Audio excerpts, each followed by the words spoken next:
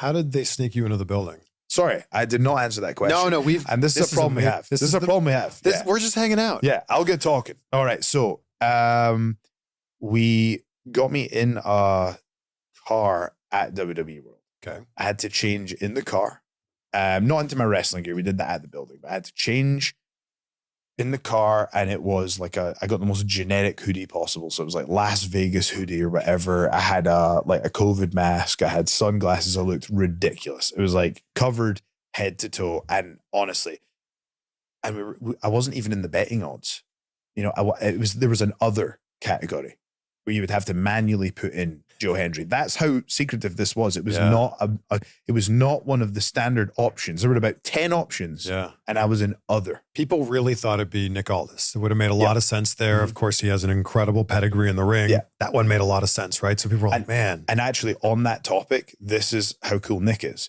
Nick came along to help with this moment. Like, so he invested his time to give input about, you know, what we could do. So the fact that Nick gave his time to help that moment, that's how cool Nick is. There were also like, oh, maybe it's Rusev.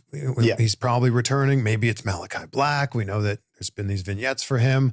You're right. You're way down the list. Yeah. Which makes this even better. Mm-hmm. Yeah. It was very intense, you know, because it was like from speaking to people backstage at the Rumble, they told me it'll be over in a flash. So I'm going into WrestleMania knowing that's the case. I know I'm going to go in there and it's going to be over in an instant. So you get into the building, they've snuck you into the building, they take you to some room away from everybody else. So the locker room doesn't even know you're there. Yes.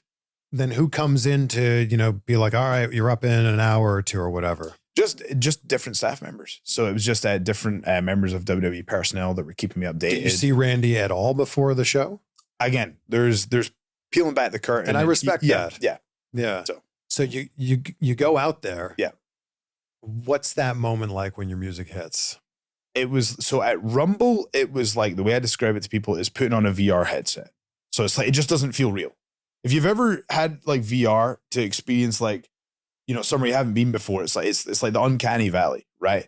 The people are just dots at a certain point. And you're just going, how can 70,000 people get into one building and they're making noise? There's something, it's just, I can't describe the feeling. That's one thing. But WrestleMania, when it's a singles match against Randy Orton in his 20th WrestleMania, I'm in the back watching the video package and I'm like, oh, this is a big deal. It was then I was going, whoa, you know. So I walk out, and the way I described the noise and it was like a literal physical wave of energy. It felt like when I was walking to the ring, it was almost like this physical wave, just like of positivity, almost like pushing against me as I was walking down to the ring. It felt like something that very few human beings have been privileged enough to experience, but it was everything I wanted it to be. There was a moment during you walking down the ramp where you kind of turn around and you look at everything. What are you thinking in that moment? It's hard to say. I think I was just trying to be as present as possible. And that's something else I learned from Triple H. He was on a podcast with Tim Ferriss, I think. I love that episode. Yeah. And that's from years ago. Yeah. And so Tim actually compiled a bunch of his interviews into a book called Tools for Titans. Yeah. You know. Of course. Yeah. Love that book. And what they talk about in that book is about the importance of being present. So whatever you're doing with if I'm here, I'm talking to you. Yeah. You know, if I'm in the ring, I'm focused on the best performance. If I'm with family, I'm trying to be present in the moment. So that I've really carried that with me. I try and be as present as possible. So that's what I'm thinking. Just trying to enjoy it, you know. There's a moment after the match where Randy's sharing some words with you. Yeah. What's he saying? So, what I got from Randy is that I was, you know, very humbled by the fact that he was really happy with the moment because it's his 20th WrestleMania. You know, like I remember being 15 years old, walking home from school, talking to Randy Orton about my friends. Talking to Randy. We can cut that, right? So I remember walking home from school, talking to my friends about Randy Orton, right?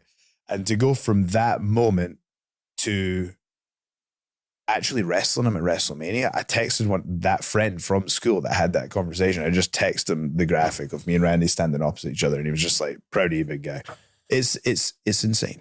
It's insane. What's he saying? Because he's pointing at you, he's pointing at everybody. Yeah. So they actually released the verbiage of what he said. And he was basically saying, you know, he was basically saying, you know, I appreciate you being part of this moment, and you showed up for these people, and you showed up for me. And then, well, you know what happened next.